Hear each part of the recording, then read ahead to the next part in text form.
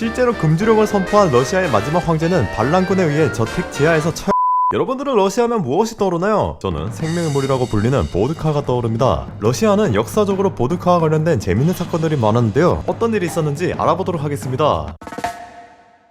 이 대왕 독수리 컵이 무슨 용도로 보이시나요? 바로 뾰트르 대제가 자신의 파티에서 사용한 병입니다. 파티에 늙거나 술을 몰래 빼다가 걸리는 사람은 이 대왕 독수리 컵에 담긴 1.5리터짜리 보드카를 마셔야 했습니다. 뿐만 아니라 뾰트르 대제의 잔치는 식사가 나오기도 전에 연거푸 보드카 건배를 하기로 유명했는데요. 뾰트르 대제는 왜 그렇게 술을 많이 먹였을까요? 우선 본인 스스로가 술을 좋아했습니다. 러시아 역사상 가장 뛰어난 통치자인 뾰트르 대제는 2m가 넘는 자신의 키에 맞게 엄청난 대주가였습니다. 게다가 그는 격식을 차린 술 예절이 아닌 거칠고 야성적인 술 문화에 익숙했습니다. 그는 유년기 시절 궁전 밖에서 자라 군인들 혹은 여행자들에게 술을 배웠기 때문입니다. 이런 배경 속에 뾰트르 대제는 상대방을 완전히 만취시켰을 때 그로부터 얻을 수 있는 권력을 잘 알고 있었습니다. 일각에서는 뾰트르 대제가 술을 이용해 배신이나 반란을 견제했다는 주장도 있습니다. 잦은 폭음 속에서 음흉한 속내를 숨기기란 쉽지 않기 때문입니다. 이 말이 꽤 그럴듯한 주장인 이유는 이후 소련의 공포정치로 유명한 스탈린이 같은 전략을 사용했기 때문입니다. 스탈린은 그의 공산당 간부들을 거의 매일 저녁에 초대해 그들이 완전히 나가 떨어지도록 술을 권했습니다. 스탈린의 목적은 간부들에게 취중 진담을 끌어내는 것이었습니다. 자신을 향한 배신을 극도로 경계했기 때문입니다.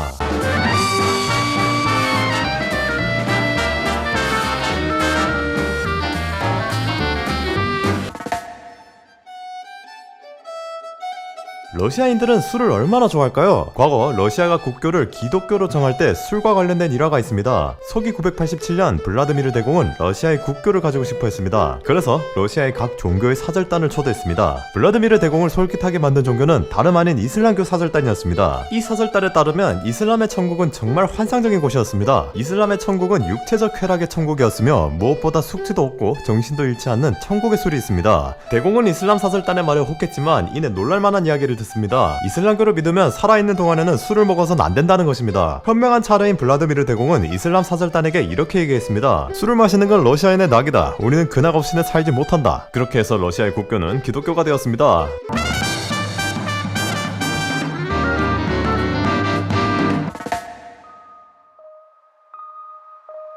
이렇게 술을 사랑하는 러시아에 보드카를 금지하는 금주령을 내리면 어떻게 될까요? 실제로 금주령을 선포한 러시아의 마지막 황제는 반란군에 의해 저택 지하에서 처형을 당했습니다. 비운의 주인공은 니콜라이 2세입니다. 1차 세계대전이 한창일 때 니콜라이 2세는 보드카가 군인들의 기강을 해친다고 생각했습니다. 결국 러시아에서 보드카를 영원히 금지하는 금주령을 선포했습니다. 이 때문에 국민들의 미움을 샀지만 더 큰 문제는 따로 있었습니다. 보드카가 러시아 국고 수입의 3분의 1을 차지한다는 사실입니다. 즉 보드카는 러시아를 경제적으로 지탱하고 있었습니다.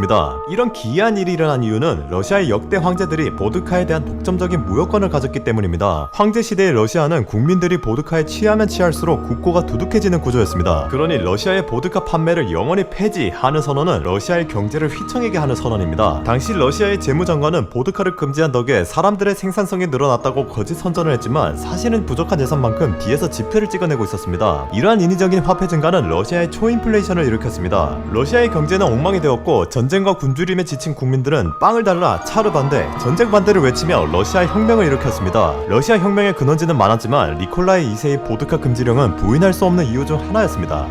오늘날 러시아는 홍차를 좋아하는 온화한 지도자 아래 평화로운 날을 보내고 있습니다. 보드카를 억지로 먹이거나 보드카를 금지시키는 일은 더 이상 없습니다. 오히려 자국민의 건강을 생각한 절주 정책으로 2003년 이후로 알코올 소비량이 40%나 줄었다고 합니다. 잘 됐군요. 오늘은 술과 관련된 러시아의 역사를 다루어 보았습니다. 제 콘텐츠가 여러분들에게 즐거운 시간이었으면 좋겠습니다. 다음에 더 좋은 콘텐츠로 찾아오겠습니다. 감사합니다.